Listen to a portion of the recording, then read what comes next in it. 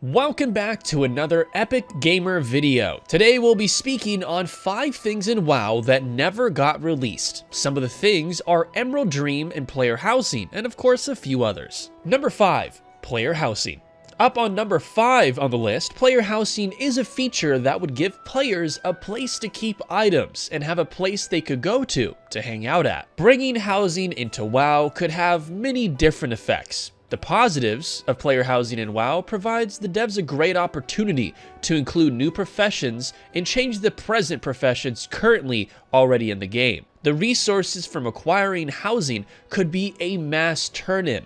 Bringing in housing like this will promote the crafting economy, as the resource gathering will have to be repeated for new and re-rolled characters, of course, for the houses. For many years, the players have talked and continued debating how the features of player housing could be included within WoW. Most are in agreement that the housing feature will eventually make it into the game at some point, but we're just not sure when. During Gamescom 2010, Tom Chilton stated that housing will be introduced to World of Warcraft sometime right after never.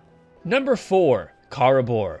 Karazhan is a Draenei temple, one of their most massive holiest places actually, and home to the prophet Velen. It stands tall as the Draenei capital and splits into the Colosseum of Light, the Gardens of Eternity, the Karazhan Terrace, Karazhan Harbor, and the Path of Light, and of course, the Tranquil Court. During the chaotic times of the Iron Horde's invasions, Karazhan became a popular spot for Gromash's assault of Draenor. He assigned Commander Vorka to lead the attack from the harbor's area. To ensure victory, Ner'zhul planned to summon the Dark Star to pick apart the defenses and take out the Draenei's most powerful buildings. If these events were to actually unfold in that order, Karazhan would have certainly been destroyed and taken over. Fortunately, Velen prevented this fate by sacrificing himself to purify the Dark Star.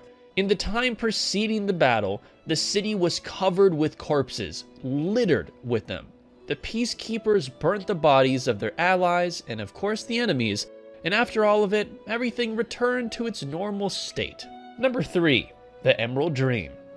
The Emerald Dream is an ever-changing spirit world that exists outside the boundaries of the physical world and is the realm for the dragon aspect Azshara. The Emerald Dream depicts how Azeroth would have been if intelligent beings had not interfered with the ecosystem, or what the world might someday be again. Emerald Dream catchers siphon power from the Emerald Dream to bring their owners good luck. The Emerald Dream is a realm that is primarily spiritual. All who enter can affect it to a minor extent, but only for a small, short period of time. The structure of the Emerald Dream eventually resets itself.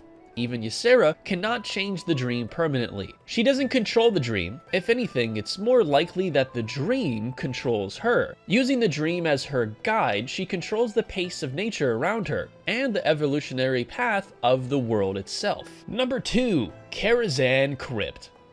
The crypt lies behind the Tower of Karazhan, in the cemetery at Morgan's Plot.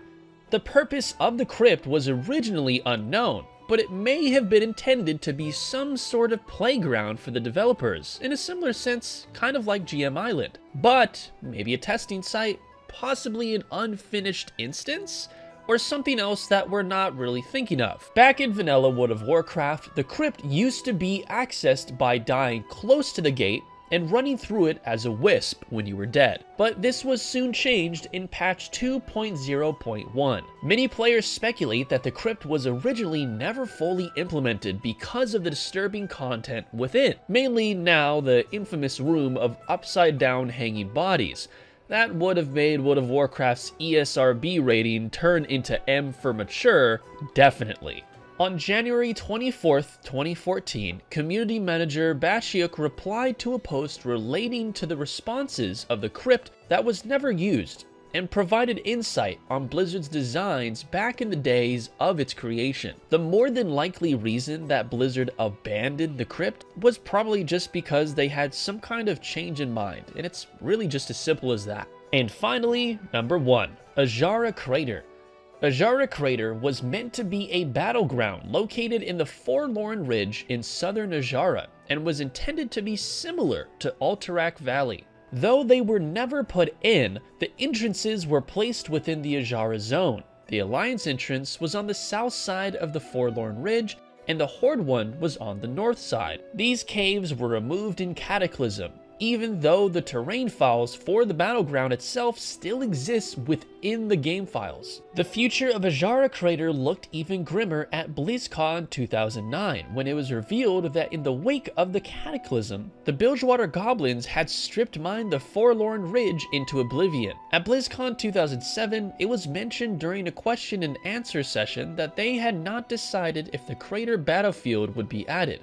In later interviews, Jeff Kaplan had fully confirmed that Azshara's Crater would not be included in Wrath of the Lich King, although Blizzard said that they might return to work on developing the battleground even more sometime in the future. And with that being said, that concludes 5 things in WoW that never got released. If you enjoyed the video, please make sure to leave a like, and of course subscribe with notifications on to never miss any future content like this. Besides that, have a great rest of your day.